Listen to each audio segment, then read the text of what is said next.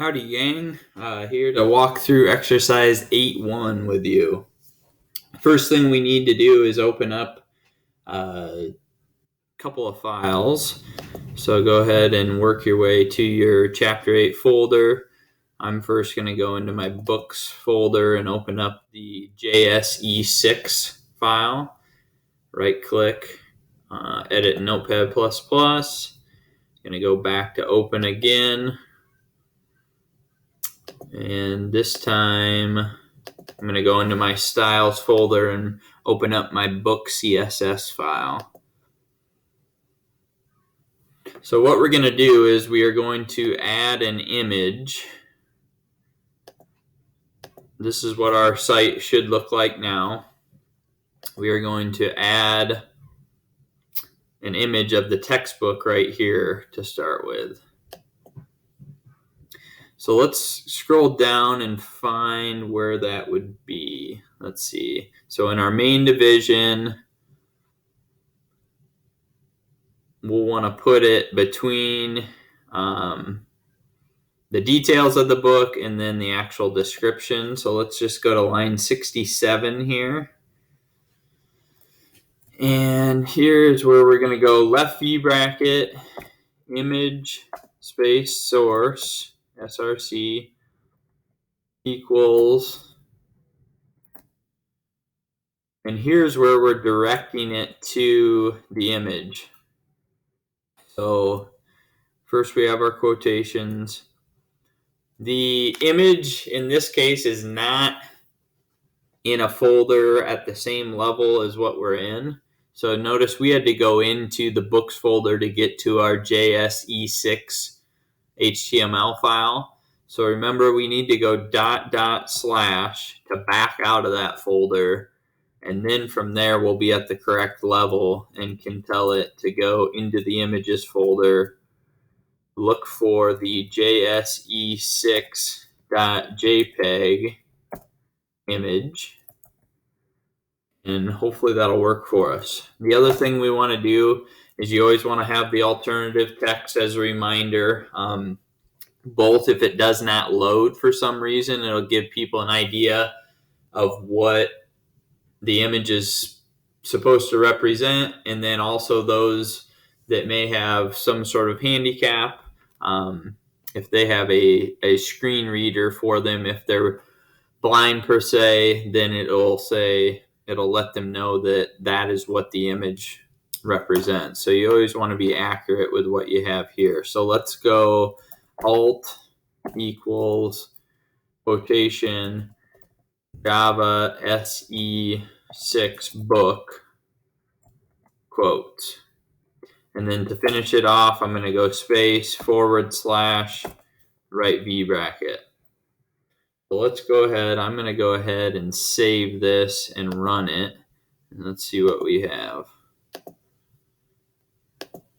I've got the goofy file on my portable device for Notepad++, so I have to go back in to tell it what to open up here.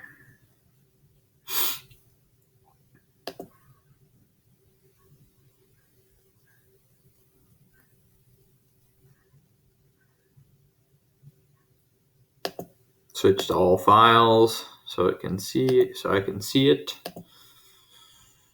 and run. Okay, so here's our book. Good. Here's our original. Here's where we're at now.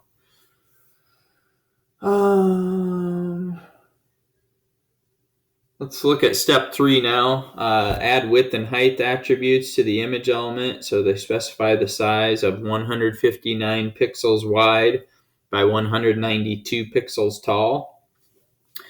So let's head over to our CSS. I'm not sure if we have a section or not here. Let's see. We'll probably have to add it.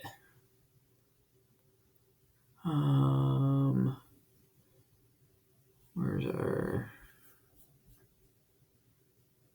So we got our main sidebar 2, quotations.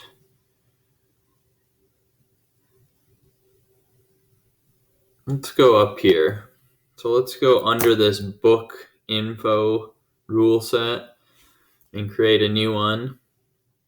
So we're going to go hashtag. We only want to adjust this image. So we're going in the main division. So hashtag main. And then right now it's the only image we have there. If we wanted to get more specific, we could create a class for that image and only affect that image. But right now it's our only image. So we're just going hashtag main, img, left squiggly, enter. And we're going to set up our width. They wanted 159 pixels, and our height 192 pixels. And then I'm going to make sure that I have my right squiggly to close it out here. They're both red. Should be good to go. I'm going to save. I'm going to go back over here, and I'm going to refresh. See, I think that they told us to do that, but that's the default size of the image anyway. So you don't need to do this. Let me just mess with this for a second to see. I'm just going to go 250, save, to show you that, okay, see, it got wider. So it is properly communicating with each other. The files are, go back to 159, save. Okay, so that's what we want. What's the next thing? Oh, it says then refresh the browser again to see that this doesn't change the image. But remember that this lets the browser render the page before all of the images are loaded. So it's a timing thing if we specify the size, right? Because it'll, in today's world, internet connection is fast enough that it's not really going to matter a whole lot. But if you were growing up when I did with old school, where it took a web page, 30, 45 seconds to load in some cases, this would be helpful because it would know the size and then therefore be able to calculate the location of everything before it loads. Last step, to float the image, step 4. Add the necessary CSS to float the image to the right of the paragraph that describes the book, which is the one below the image right now. Next, add margins to the image to provide more space between the image and the text. Then refresh the page to make sure it looks like page 274. So, right where we're at here, let's go float. No, we want it to float right of the one before it. So let's see. Okay, so it's floated right, and now they're just being kind of picky. Let's see. But, so I'm just going to tell you what these need to be. What do they have? Margin left of 15 pixels. Oops.